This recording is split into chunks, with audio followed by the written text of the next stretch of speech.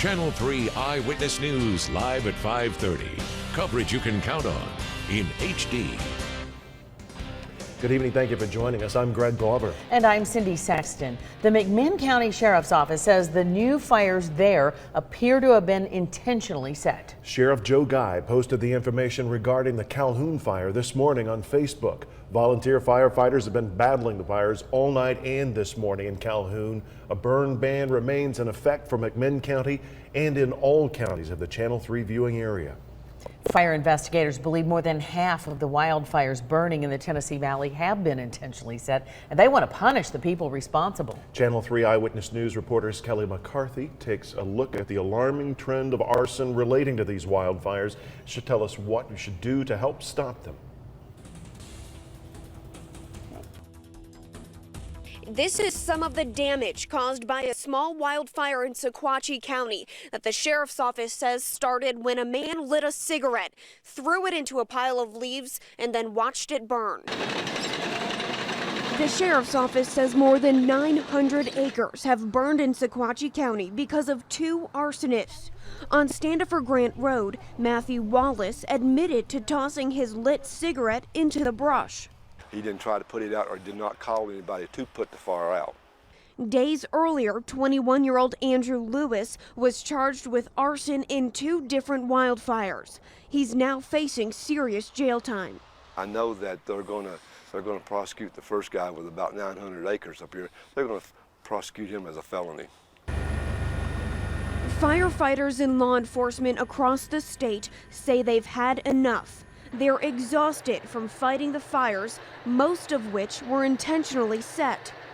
18 of 31 fires burning in the Tennessee Valley are suspected arson, including one of the most dangerous fires on Mowbray Mountain. If one of our first responders is injured badly or is, God forbid, killed fighting these wildfires, I can promise you that the full weight of state government will come down upon you. Deputy Chief Lockhart says the wildfires in Sequatchie would still be burning and threatening homes if it wasn't for assisting agencies and local volunteers. Most of these fire departments here are volunteer. They have a regular job they spend. Then they go out and they'll fight this fire the rest of the night. And that's just something that we can't appreciate how much help and how much work they do. Law enforcement agencies across the state promise more arson arrests will be made relating to some of these wildfires. If you see anything suspicious, call police immediately.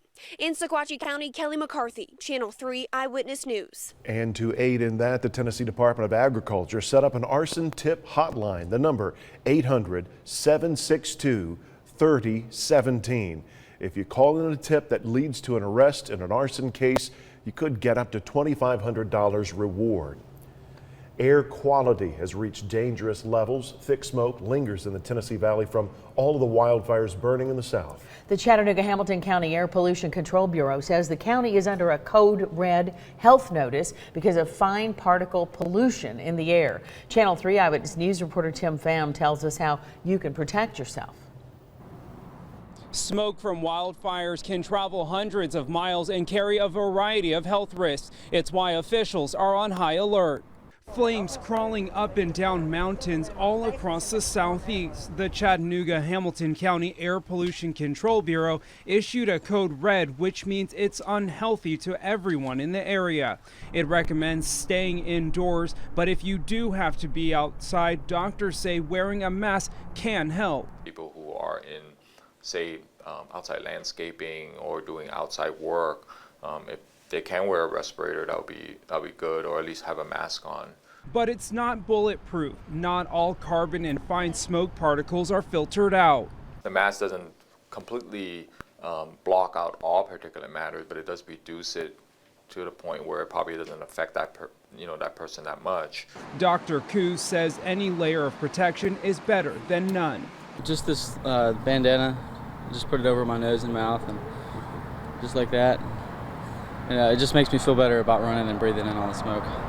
Under a code red, Dr. Koo says everyone should avoid heavy outdoor activity, especially at-risk groups. When conditions are this bad, officials recommend paying close attention to the air quality reports in your area. To find yours, visit our website, WRCBTV.com. Reporting in Hamilton County, Tim Pham, Channel 3 Eyewitness News. The air quality report was updated this afternoon. It has been downgraded to moderate, something we haven't seen in a while. Let's send it over to Storm Alert Chief Meteorologist Paul Barris to see what the days ahead have in store for us. How about it, Paul?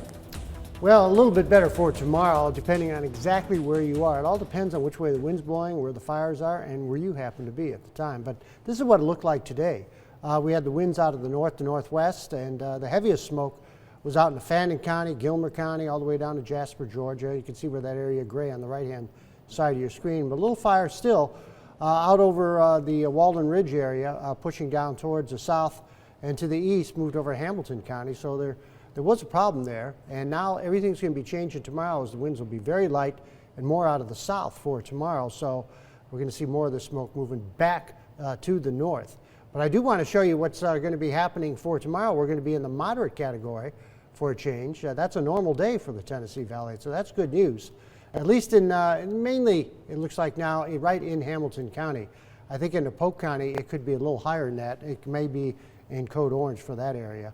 North Carolina right now is supposed to be moderate too. We've got the complete 7-day forecast. I'll tell you about the chance for rain coming up in a few minutes. Right. Thank you, Paul.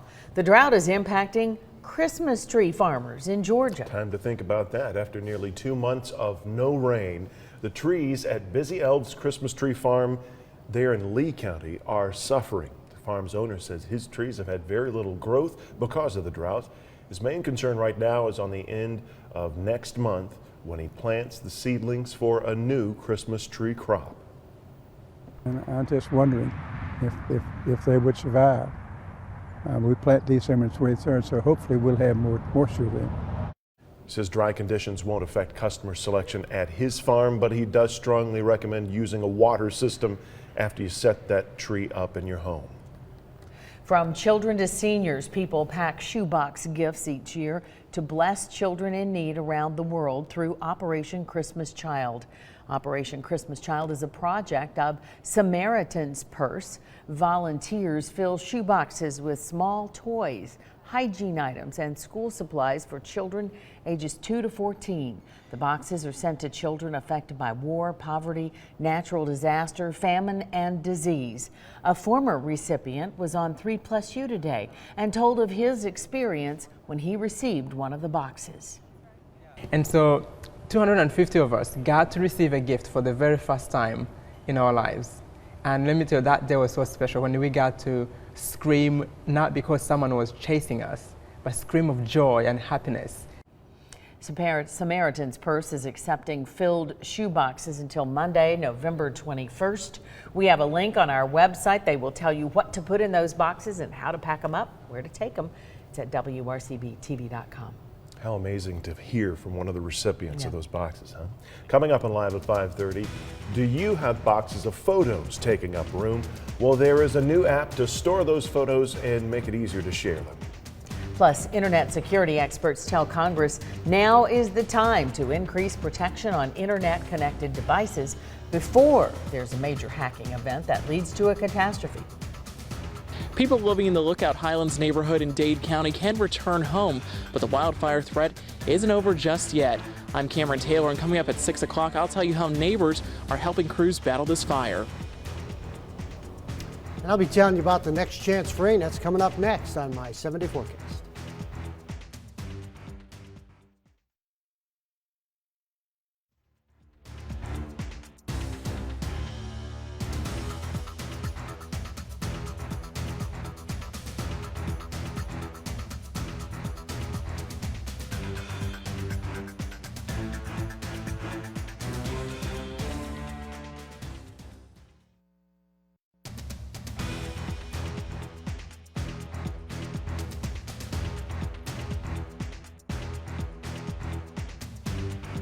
Channel 3 Eyewitness Traffic is brought to you by CHI Memorial.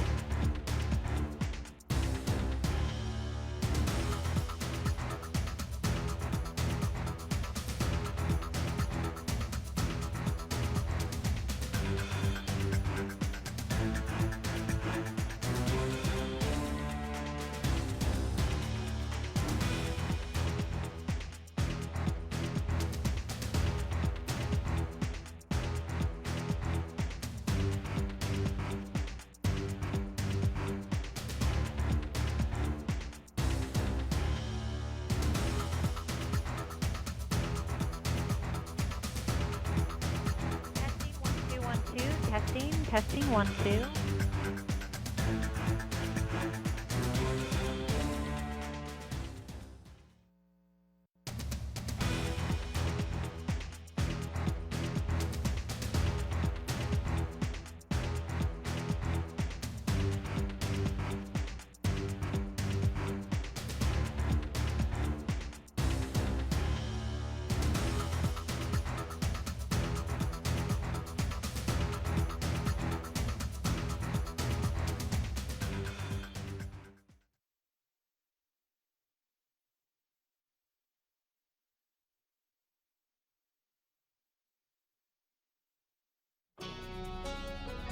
Channel 3 Eyewitness Traffic is brought to you by CHM Memorial. CHM Memorial's Buzz Standard Lung Center provides the most advanced treatments for lung-related diseases. Call 423-495-LUNG or visit mylungcare.org. You might find yourself in some rush hour traffic if you travel I-24 eastbound from downtown to the 75 split. Right now, you're looking at about a 13 to 15-minute commute to get from downtown to that 75 split. A view of that traffic there, I-24 at Germantown. On I-75, there's an accident to watch out for. It's going to be southbound 75 right there around the East Brainerd Road exit near the 3-mile marker. It will be affecting the left lane of travel. From the US 101 Information Center, it's Mo with your Eyewitness News traffic. You know, besides probably being the driest year ever in the history of Chattanooga, we're going to probably run into the driest just straight days without any type of rain. So far, we've had 27 days of no rain in a row, and last time we had any was October 20th, 0.08. It was less than a tenth of an inch of rain. It's the last time we got anything. The record was set back in 1935, 39 days, and every day we're going to get closer and closer to that. Unless we get something, unless we get more than a hundredth of an inch of rain coming up on Saturday at the airport. It's got to count at the airport. That's where we do that. A Leonide meteor shower is going to be coming up again for tonight and tomorrow night. You'll be able to look anywhere in the sky, 15 meteors per hour. The only problem is there's going to be almost a full moon out there, and it may interfere with some of the viewing. Again, the best time is just before dawn, about 3, 4, 5 in the morning. Looking at the satellite radar combination, we got clear skies, so it'll be great for viewing, except for that full moon again. There's absolutely no rain around. There's a few sprinkles out towards New Jersey, moving out of Pennsylvania. That's about it. It's about as dry as a bone over the eastern half of the country. Southwesterly winds at 5, 72 in the city, 72 in Dalton, 74 Athens, and 57 out at the Murphy Andrews Airport. 73, 38 the high and the low for today. We're nearly 20 inches below normal in rain. And unless we get almost 8 inches of rain by the end of the year, which is going to be the driest year by far and away, not even close. No, we're not even going to be close to second place. We're going to be the driest year ever in the history of Chattanooga since we've been keeping records in the 1880s.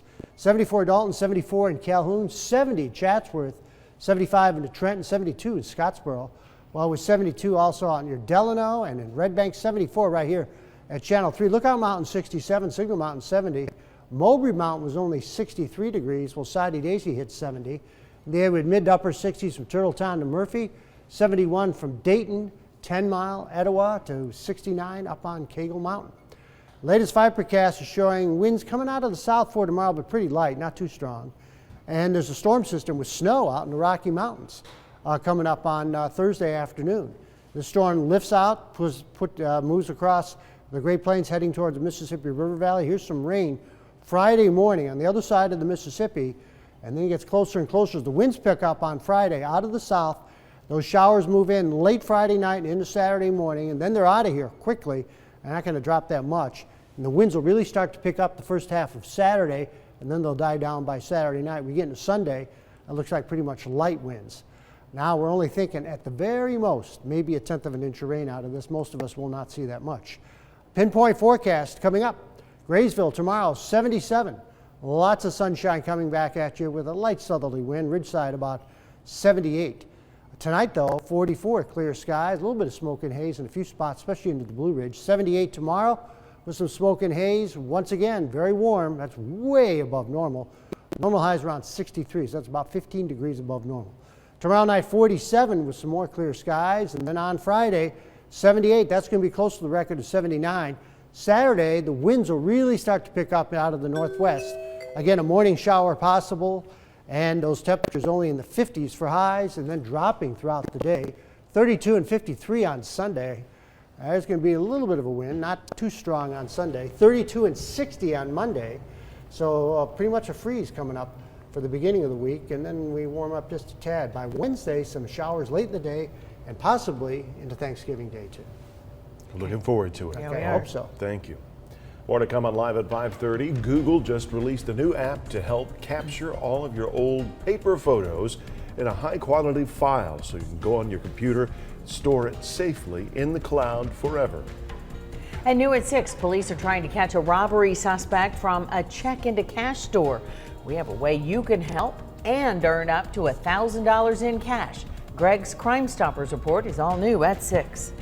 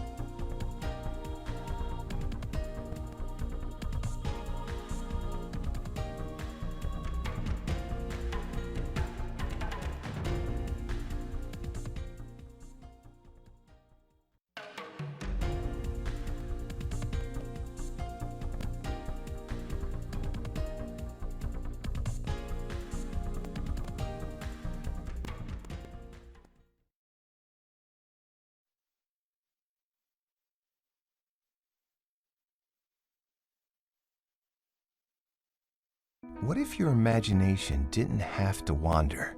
What if the sky wasn't the limit and the possibilities were truly endless? What if the future was a blank canvas and your mind a clean slate? What if the next generation of innovative dreamers was raised right here in Gig City? What if is now, why not? Introducing NextNet, 10 gig internet only from EPB Fiber Optics. If you're like most people with hundreds or even thousands of old pictures and photo albums and shoeboxes, you'll want to see what Google has done. The company just released a new app that'll save those pictures forever. Our consumer technology reporter Jamie Tucker has the story. I'll just bet you've got a shoebox like this one, filled with old pictures you haven't looked at in ages. Sure, you'd like to scan them all and put them on a computer, but that would take forever, right? Well, check out what Google has done with a new app called Google Photo Scan. It's brand new. The app uses your phone's camera to scan photos in a very cool way. You point the camera at the picture, the photo scan lines up the edges like this. Rather than just taking a snapshot, which would get the desk or whatever you've got the picture on, the app grabs the corner and saves just the photo. It also takes multiple images and combines them to remove glare and improve the quality of the photo. I took this photo with the camera app on my phone and this one from Google Photo Scan. The image quality isn't quite as good. The colors were a little washed out with Photo Scan, but I didn't have to worry about glare from overhead lights. Where the Photo Scan app is really cool is how it organizes the photos you've scanned. It puts them in the Google Photos cloud so it's stored forever. And it does this automatically. And like other photos stored with Google, it's organized and searchable by name. Still takes a little time to scan a large stack of photos, but you don't have to worry about any glare or light flashes. More importantly is that organizational and searchable features of Google Photos. Now you just have to decide what to do with the old paper ones. That's What the Tech. Jamie Tucker, Channel 3 Eyewitness News. Photo Scan by Google went into the app stores on Tuesday. It's available now for iPhones and, of course, Google's Android devices. At a hearing on Capitol Hill today, members of Congress were told to expect more serious, costly hacking of the internet unless government takes steps to require device protections to mitigate the impact. Committee members were told that the Internet of Things, or the IoT, makes compromising the internet very easy, and that most manufacturers of internet connecting devices do not pay any attention to the security requirements that the use may need. Those connections can easily be compromised because there's no security protection on the devices. IoT devices are also particularly attractive targets because users often have very little way to know when they've been compromised. Unlike a personal computer or a phone, which have endpoint protection capabilities and the user is more likely to notice when they perform improperly, compromised IoT devices may go unnoticed for longer periods of time. Testimony urged Congress to think ahead and create an agency that would be able to develop requirements to protect security in internet devices. Some grated cheese brands are being recalled across the country because of concerns of possible salmonella contamination. The recall involves 4C grated cheese, Homestyle grated cheese, and Cento grated cheese brands. No illnesses have been reported, but 4C Food Corporation is voluntarily recalling the products after FDA testing revealed the cheeses may be at risk. The recalled grated cheese was sold in 6-ounce glass jars with best buy dates between November 12th of 2016 and November 12th of 2018. Still to come on Live at 5:30, a new medical study shows Americans are sicker than people in other countries, even though Americans pay more for medical coverage. Plus, Macy's shows off 4 new floats that'll be in the annual Thanksgiving Day parade that, if you can believe it, is just next week. What the Tech is brought to you by Gig City's only local provider of the fastest internet and sharpest HD TV, EPB Fiber Optics.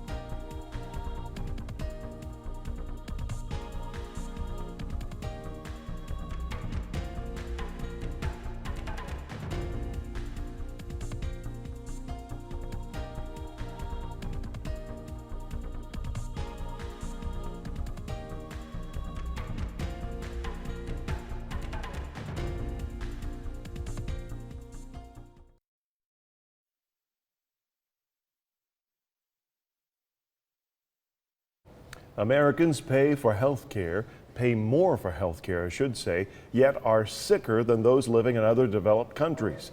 The Commonwealth Fund surveyed nearly 27,000 people in 11 countries. Those of us in the U.S. are less likely to have health care, see a doctor, and fill prescription medications because of costs. And Americans are much more likely to suffer from multiple chronic illnesses. The main difference, 23 million Americans do not have health insurance. Other countries have universal health coverage.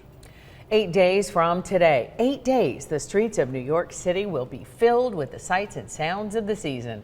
Macy's showed off its 4 new floats this week that will be in the annual Thanksgiving Day parade.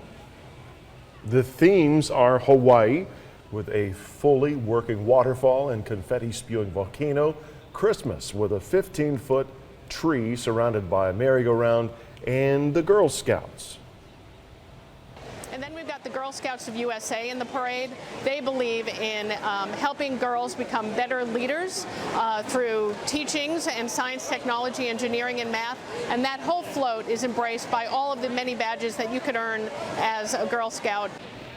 She didn't mention cookies, but there is so much more to it. There's also Crazy Glue with a crazy fun house that has a spinning living room. And as always, you can watch the parade next Thursday morning on NBC, right here on Channel 3, starting at 9. You'll have a pretty good seat. Now here's David Carroll. Here's what's coming up on Eyewitness News at 6. It's just nice to know that we have a home to come home to. We're live as residents in a Lookout Mountain community settle into their homes after the wildfires had forced them to leave their homes for 3 days. A woman died in custody at Silverdale in late August. Her family blamed jail officials for her death, but the autopsy tells a different story. We'll explain what happened. Plus, I was in band and I just dropped everything I did and I just started crying. Lookout Valley Middle and High School students were told their classmate died in an accident this morning. We'll let you know about their grief as Channel 3 Eyewitness News at 6 starts in just a few minutes.